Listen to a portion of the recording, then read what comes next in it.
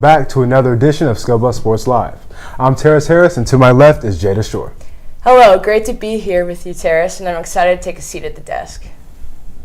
Well, with homecoming weekend upon us, Buff students and parents and fans alike are wondering how Colorado can make a bowl game over the rest of their season. There's no gimmicks for the Buffaloes' eligibility. Their objective over the next 4 games is simple: win 2 of them. By the way, 3 of their remaining 4 opponents are ranked, and Yahoo Sports gave Colorado only a 33% chance to beat the unranked Washington State Cougars. It will be an uphill battle for the rest of their season for the Buffaloes, who are trying to make a bowl game their first installment of the Prime era. But as Coach Prime said himself, it is no sweat if they don't make one. Last Saturday, the Buffs traveled to the Rose Bowl to face off against the number 23 ranked UCLA Bruins. Colorado played a strong first half of football, forcing 2 turnovers in the half.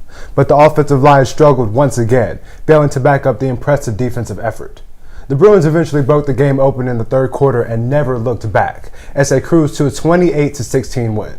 The Buffs will face the Oregon State Beavers at Folsom Field this Saturday at 8 p.m.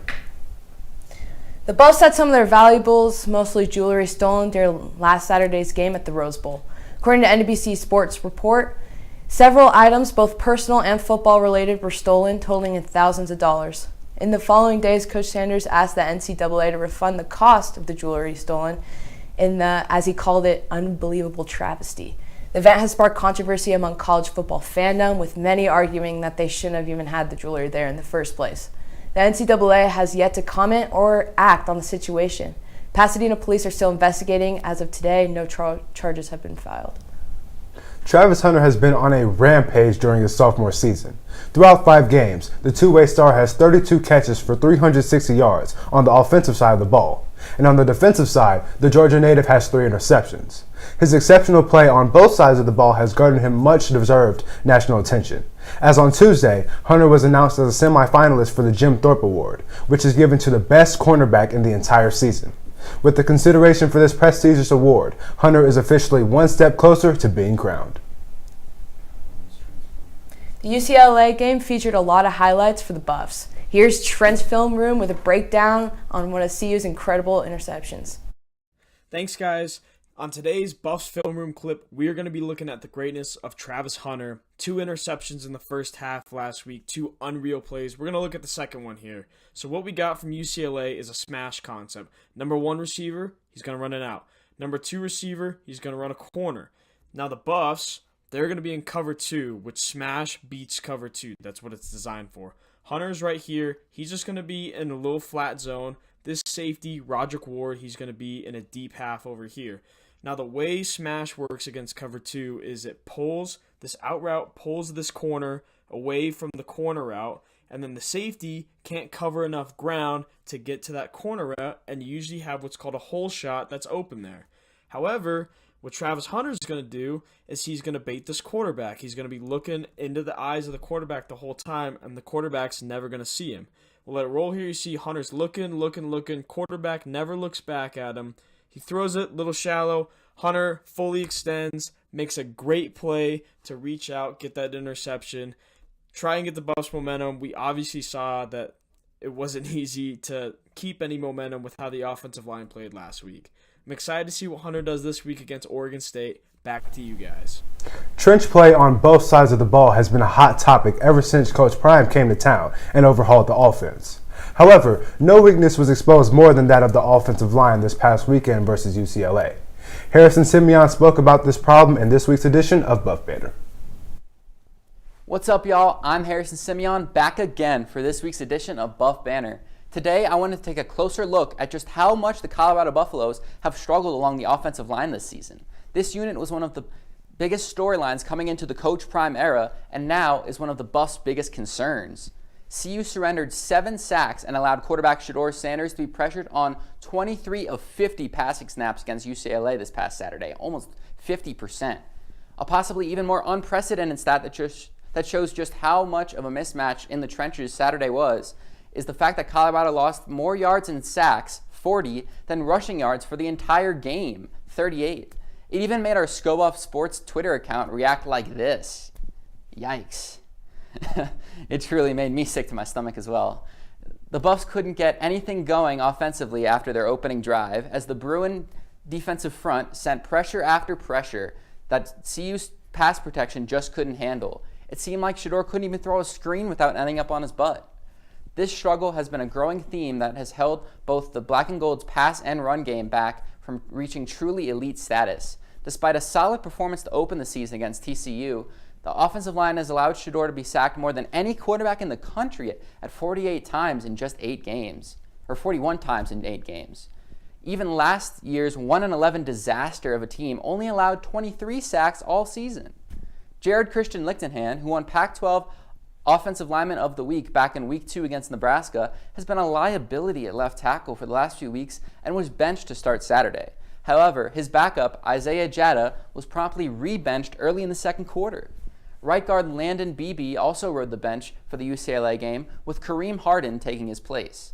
Left guard Jack Bailey was benched for Jack Wiltie as well, and with right tackle Savion Washington and center Van Wells dealing with injury earlier this season, not one of the Buffs' original 5 starters have played all of their snaps this season. The unit as a whole lacks the consistency that any great college offensive line needs. However, after the UCLA game, Coach Prime put it bluntly. The big picture, you go get new linemen, he said. And fortunately, it looks like they already are.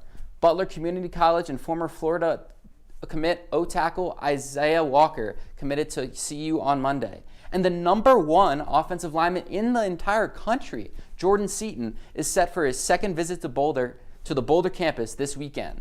Seaton in particular would be an incredible add, as he's been a dominant force at the notable IMG Academy in Florida, becoming the number 19 player in the entire 2024 class.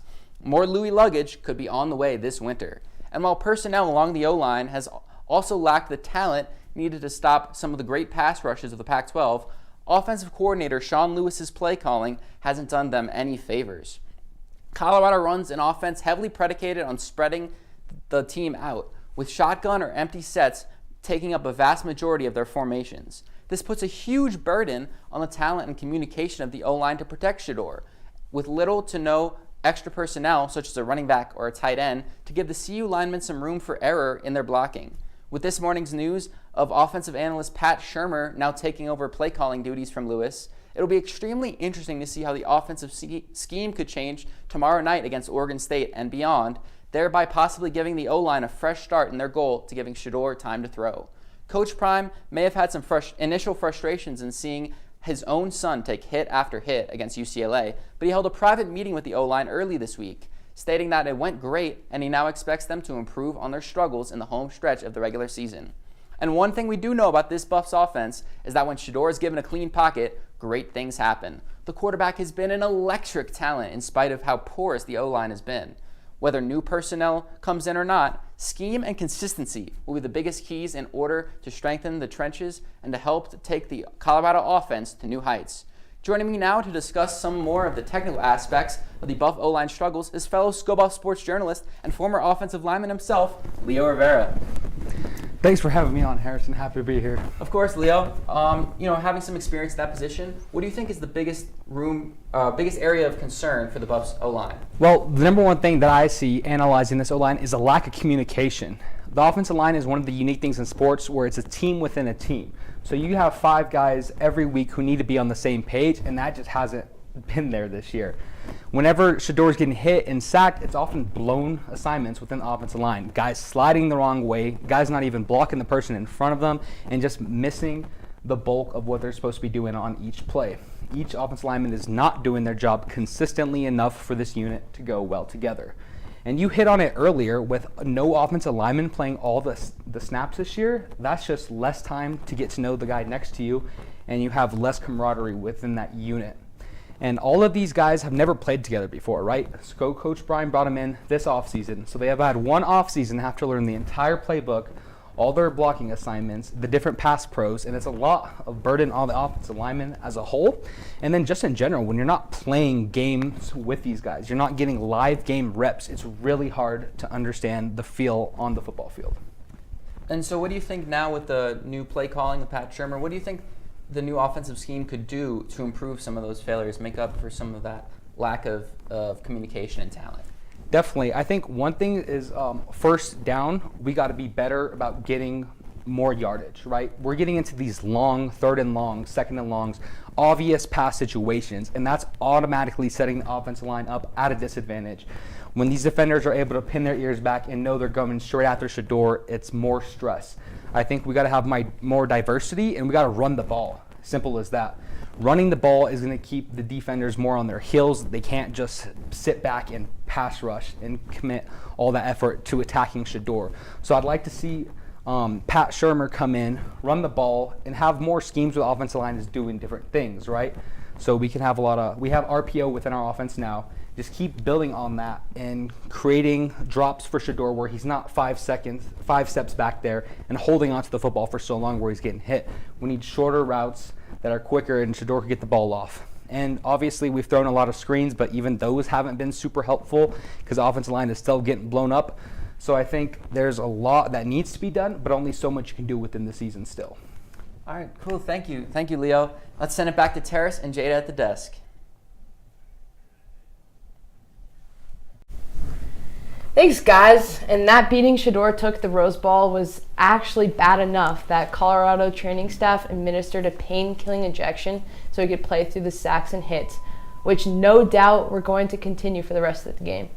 One of our own writers, Nick Evans, wrote an article on this topic, finding that the injection is an anti-inflammatory drug called Toradol, which is the league standard at the collegiate and professional level. Both the NCAA and the NFL have not restricted the drug's use, but the topic is still debated in the sports medicine world. You can find a whole article on the subject in our recently created SCO Buffs website. This past Tuesday, Coach Prime announced that running back Alton McCaskill will sit out for the remainder of the season and mark it down as a redshirt year. Prime said that McCaskill came into his office and told him that he would like to redshirt the season, and he was ultimately supportive of that decision. McCaskill transferred from Houston, where he sat out for the entire 2022 season due to an ACL injury he suffered in spring ball. As he only played in 4 games for the Buffs this year, he remained eligible for a red shirt and decided to take that option. We look forward to seeing what the sophomore can do when he returns to the game day field for the Buffs next year. Tomorrow at 8 p.m., the Buffs are visited by 16th ranked Oregon State Beavers. CU is looking to get one step closer to qualifying for a bowl game, needing 2 more wins, while Oregon State is looking to improve their ranking to enter the top 15.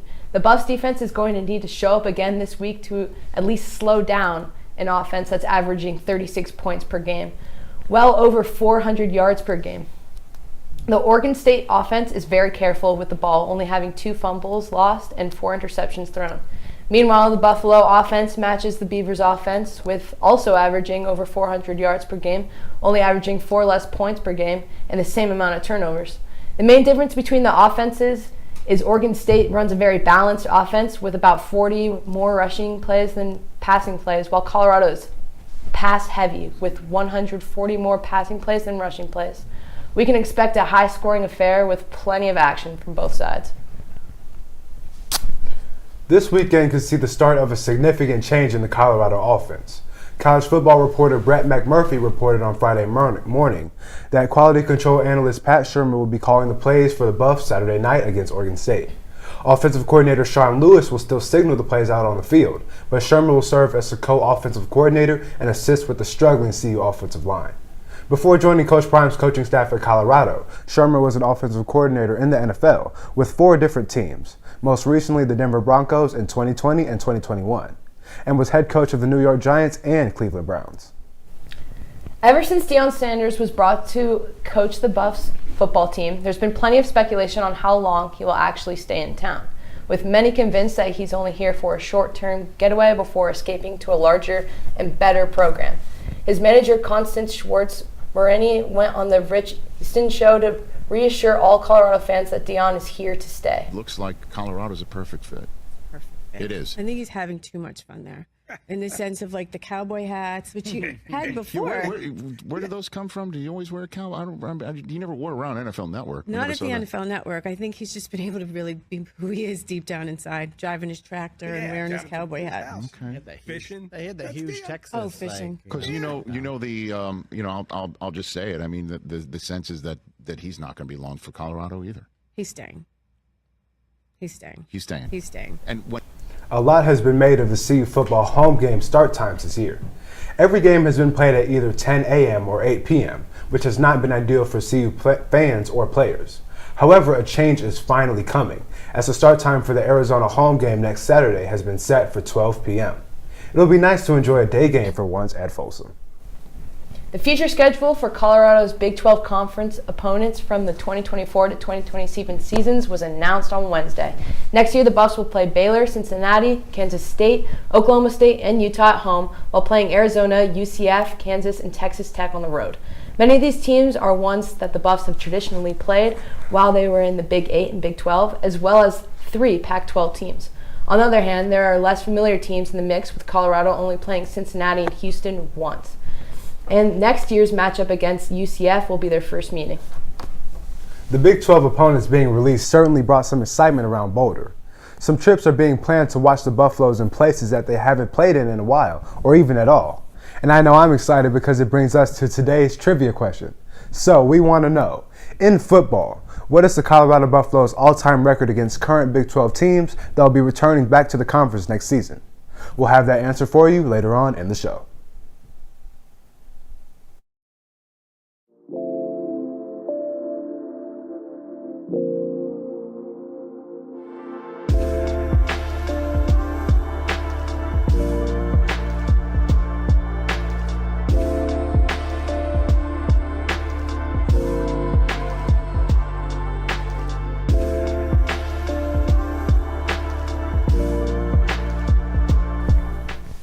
Last Saturday, the women's basketball team kicked off their season playing the Adams State Grizzlies in an exhibition game. Here's Nick Evans with a recap on the game on location at the Event Center. Hey there, Buffs fans. It's Nick Evans here at the CU Event Center at the site of our post-match exhibition game against the Adams State Grizzlies. This was an 81-57 rout and what was a great day for our depth players as well as our starters like Jalen Sherrod and Quay Miller. They'll start their season on November 6th on Monday in Las Vegas against the reigning champ LSU Tigers. We hope to see you here at the Event Center all year. For Scoba Sports, I'm Nick Evans. What a game that will be. As Nick said, the women's team in Vegas this weekend for the annual Hall of Fame series. They are one of 4 proud teams invited to the event, which is put on to start the season with 2 electrifying non-conference matchups. With CU making the Sweet 16 last year after upsetting Duke, as well as the clear boost in popularity for the school from the football team, Colorado was an easy pick for the Hall of Fame series, and they'll tip off the season against the even more popular LSU Tigers.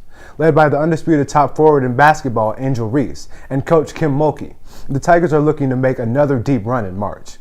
Both teams are coming hot off their exhibition games, and it'll rest on Buffs veterans Jalen Sherrod, Quay Miller, and Frida Foreman to lead this fresh squad of transfers and freshmen through this one. But with LSU being the #1 ranked team in the country, an upset on Monday would make shockwaves in the college basketball world from a school that already has impressed in 2023. The Colorado men's basketball tips off their season Monday against the Townsend Tigers here in Boulder.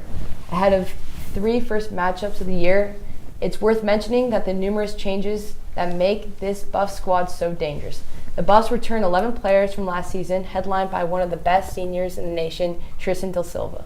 They also added 25th best recruiting class in the nation with highly touted freshman Cody Williams and St. Yop, as well as former TCU big man Eddie Lemkin Jr. leading the way.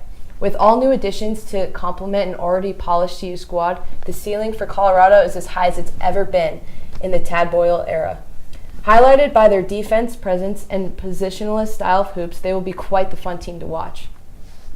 The men's team faced off against the MSU Denver Roadrunners last Saturday in an expedition match. Our very own Oliver Hayes was at the CU Event Center to break down the big win. My name is Oliver Hayes, reporting for Scoba Sports, and I'm here at the CU Event Center just a little bit after the Colorado Buffaloes defeated the MSU Denver Roadrunners by a score of 69-45. Tristan Silva led all scorers with 11 points, while Brandon Maldonado led MSU Denver with 10 points. Colorado's offense struggled, but the defensive effort prevailed, allowing them to an early lead that they held on to for the rest of the game. Tad Boyle played a 12-man rotation, looking to play his younger guys. Cody Williams impressed, while Hassan Gisot and Bangat Dek also showed out in this exhibition match. TCO former TCO big man, Eddie Lincoln Jr., also got his first minutes in a Colorado uniform and showed out for the crowd, bringing the energy. Colorado doesn't play until Monday, November 6th, which is their first match of the season against the Towson Tigers. My name is Oliver Hayes, here for Schelba Sports. Buffs fans, it's once again time to present the candidates for our play of the week. We asked you on Twitter which of these 4 plays was the very best. So was it this incredible interception from Travis Hunter versus UCLA? Or was it this unreal run and score by soccer forward Hope Liba? Was it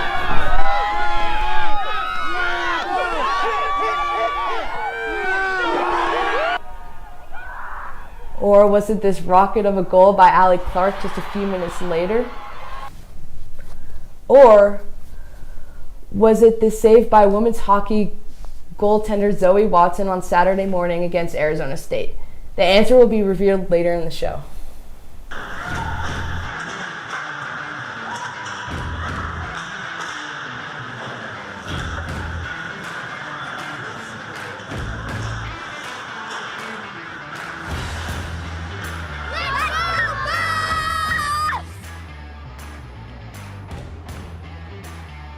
Go Buffs! Go Buffs! Thank you.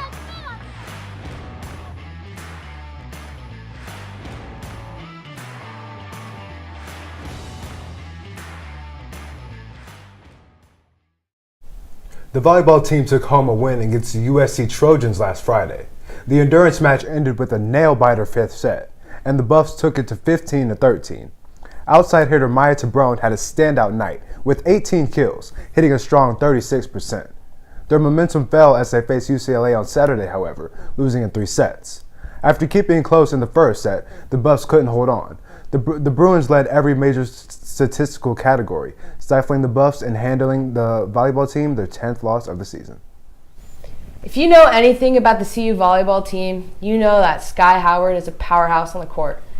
Here's Talus with an in-depth look at the young star. And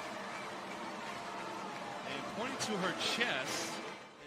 If you have ever been to a CU volleyball game, you know the player. She is constantly giving an energy that radiates through the entirety of the CU Event Center. I'm talking about number 7, Sky Howard. Scobuff Sports had the opportunity to join Sky during one of her practices. Well, my name is Sky with 2 Y's. I am originally from Dallas, Texas.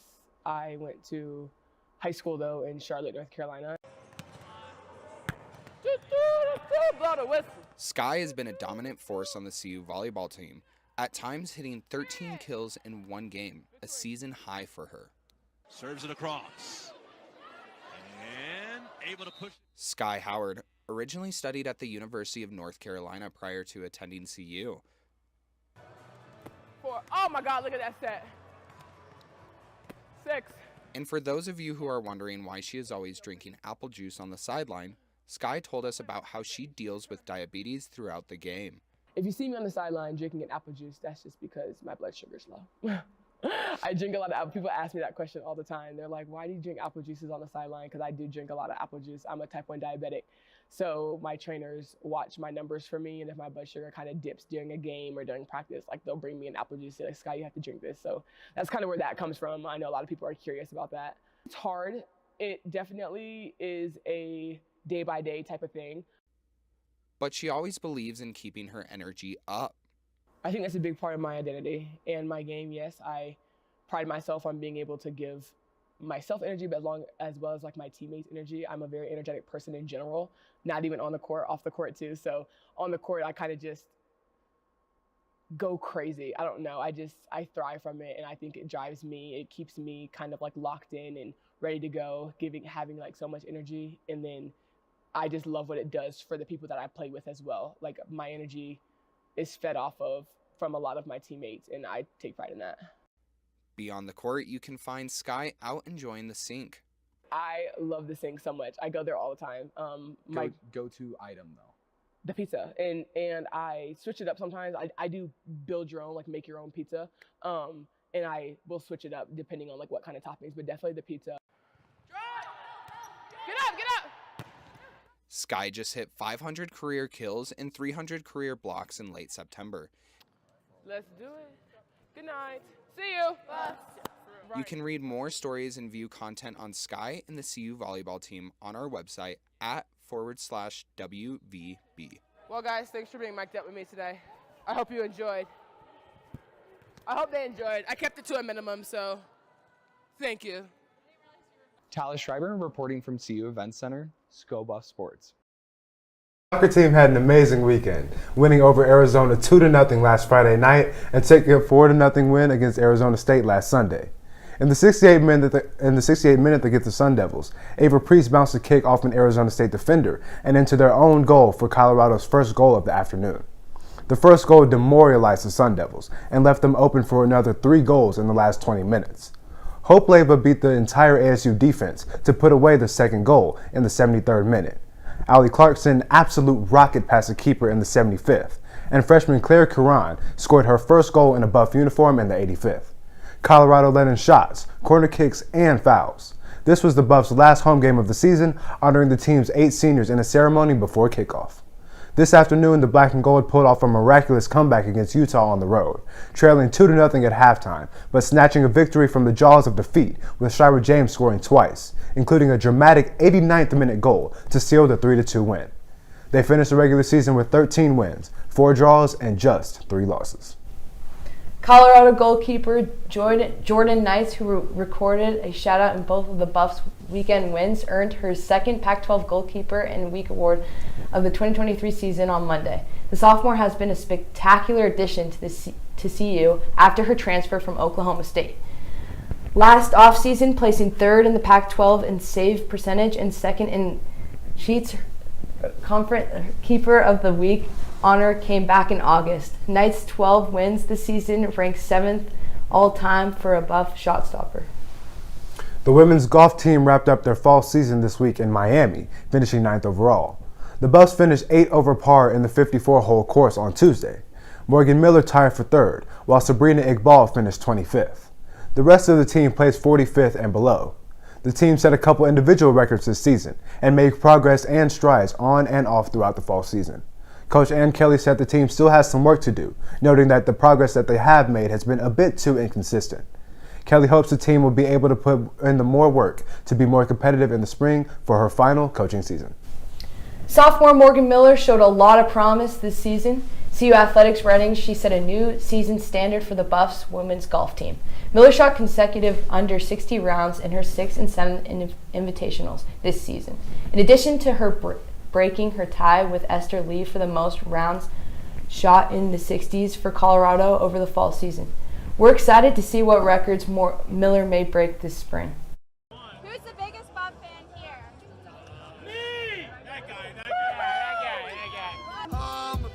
School Bus! Go Bus, baby! We're all about the Buff! School Bus! They can't contain us. We're the best. We can't be stopped.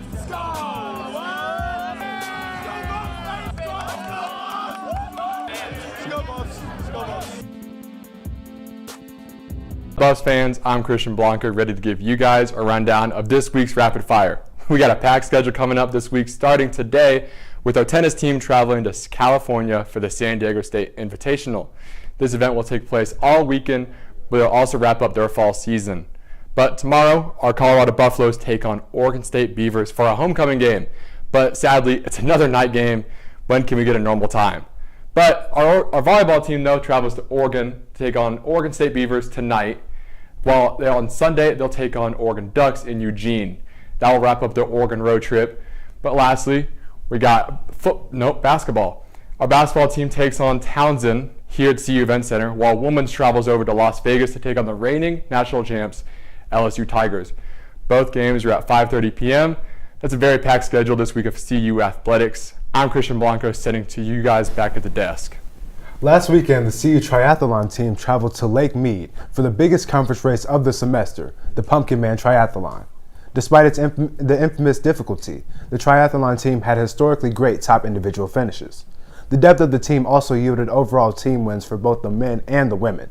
The Buffs swam, biked, and ran their way to victory at Pumpkin Man under the leadership of head coach Brad Singh. The D2 men's club hockey team took a page of the football team's playbook and traveled to Los Angeles this past weekend. They played a 3-game set versus Cal, Northridge, UCLA, and Loyola Marymount. The Buffs went 1-2 on the road trip. Their one win was against previously undefeated UCLA squad. Their other 2 games were tightly contested matches that the Buffs found themselves on the short end of the stick. This team is off this week to prepare for a short trip down to Westminster next Friday to play the MSU Denver Roadrunners. The women's team, on the other hand, were at home this weekend. They played a 2-game set versus the reigning WWCHL champions, Arizona State. ASU played like the champs, winning 7-0 and 2-0 in their 2 matches. CU rebounded after their 2-0 loss with a victory versus University of Denver, with the Buffs taking that contest 6-2. The women's team will play against DU on the road this weekend before they get the rest of November off. Now it's time to reveal our play of the week. Drum roll, please. The winner, receiving 48% of the votes, is for the 3rd time this year, Travis Hunter. He came off his man to make this incredible play that had UCLA quarterback Ethan Garbers in shock. After a rough week at corner against Stanford, Hunter is once again proving that he is still him on both sides of the ball. Halloween was last week, and we saw some great costumes. Our favorites by far were these prime examples of school spirit. Here are just a few of the ones that CU Football posted on Instagram of current, past, and hopefully future Buffs. Of course, they're dressed up as Coach Prime, and trust me, they were not hard to find. Let's hope this Prime energy continues into the game against Oregon State tomorrow night. Earlier in the show, we introduced our weekly trivia question. If you need a reminder, the question is, what is the football team's all-time record against the Big 12 teams that will be returned next season? The answer is 185 wins, 97 losses, and 7 ties. So that's all we got for you, Buffs fans. I thank you so much for tuning in.